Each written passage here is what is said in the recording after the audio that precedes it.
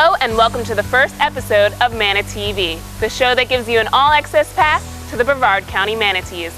I'm your host, Stephanie Weber. On this episode, we'll show you how the concessions food is prepared for a game. We'll also give you an exclusive tour of Space Coast Stadium. But first, let's introduce you to new Manatees manager, Bob Missick.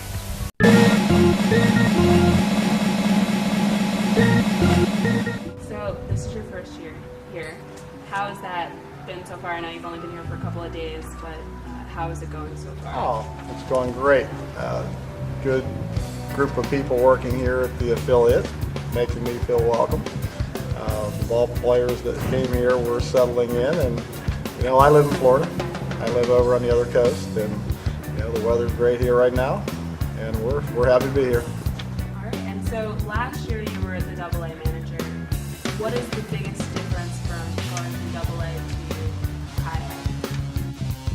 I've managed in this league before in 2000, and there is a difference. It's a better caliber of baseball at AA, no question. It's a little harder in all areas. This is a very good league, however. From my perspective, the difference for me is going to be we are a National League club, but we will always use a designated hitter here. There's no pitchers hitting in this league, and that does change the game. I'm one that likes the old rule without designated hitter. I think it's more of a baseball game, but here with the designated hitter, it allows one other player to get some at-bats and progress because of it. And how do you go about making sure that everyone is getting playing time and is really getting to work on perfecting their skills? We have game plans in place that's generated by the front office and the roving instructors, and we're actually right now that's what we're going over. We're reviewing those players, and playing time, for most guys, for a lot of guys, playing time is going to be a given. You're going to play every day. For other guys, they're going to have to wait their turn, and for those guys, when they get in there, they have to do well, and if they do well, they get more playing time. So what expectations do you have for your players when you come into a season like this, not knowing really anyone? I want them to have fun. These guys are not the $1 million ball player you see on television. These guys are not making a lot of money. These guys are trying to realize a dream. For most of them, that won't happen. This is something that they need to enjoy and have fun with first. I want them to have a good time, but I want them to do it the right way, and we're going to be professional and go about our business the right way. We're going to be respectful to people around us and act like respectful people and do the right things and make the right decisions. But on the field, I want them to have fun.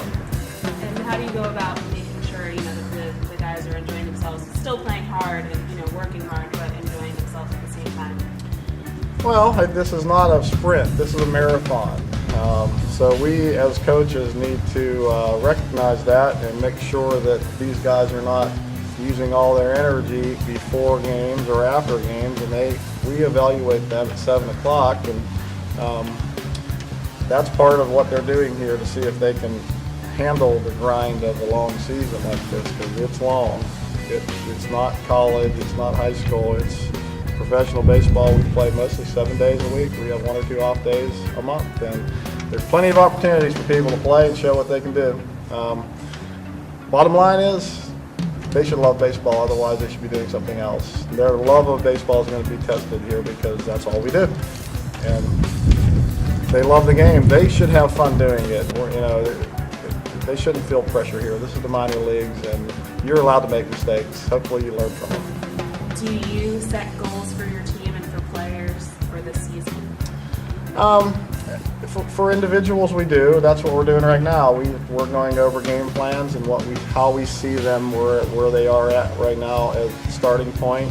We will review that at the halfway point with them and see if they've improved in certain areas, and then adjust the game plan.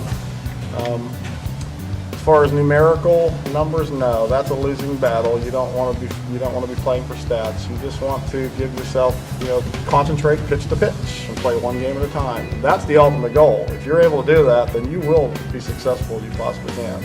It's when you get too far ahead of yourself and start worrying about, am I hitting 300 or am I in 280 or whatever it is, that part you really can't control. The only thing you can control is every pitch. Am I focused and am I doing what I need to do? And what type of expectations do you have for the team as a whole for this year? Well, in minor leagues, that's hard to say. I mean, the teams change a lot sometimes. Obviously, we always want to win our division. That's something we want to do as a group. The minor league is split in two halves, and first half, our goal as a team is to try to be the champion of the first half. That's our goal. It's not easy to do. I have been fortunate enough to manage teams that have won in AAA and in AA and in Single A. I have done that as a manager. And for me, that's what this is for is the players. This group of players need to see if they can do it. Now, as far as you going from Huntsville to here, you seem like a disciplinarian and someone who wants to make sure that these guys are doing what they're supposed to do. And so, do they place you and say, hey, we need you to work with this group of guys this year?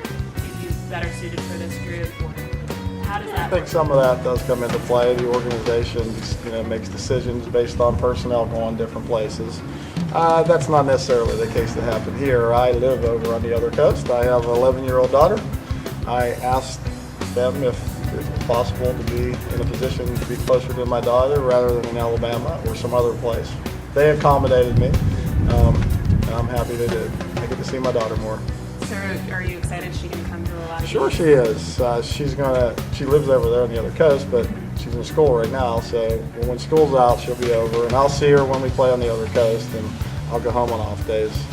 How did you know that you wanted to be a coach? It just seemed like that's what I was built to do. I've been doing baseball since I was in Little League, and I've never stopped. Have you ever wondered how the concessions food is prepared for a game? Well, let's find out.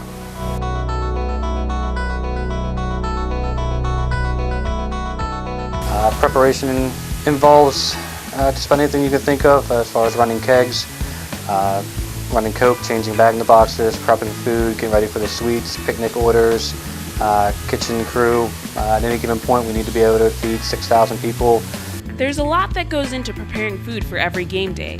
Each hot dog sold takes 5 to 6 trucks of ingredients and materials. There's a specific hot dog that we use, a Smithfield brand hot dog here, that comes off their truck. We have Marita bread.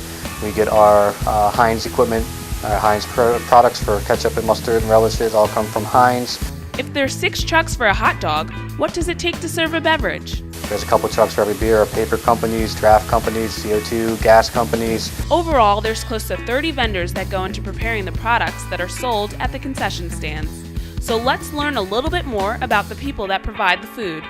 Ovations Food Services is a relatively young food service company founded by Ken Young, who's also an owner and very involved in baseball, owns a few teams as well as a few hockey teams.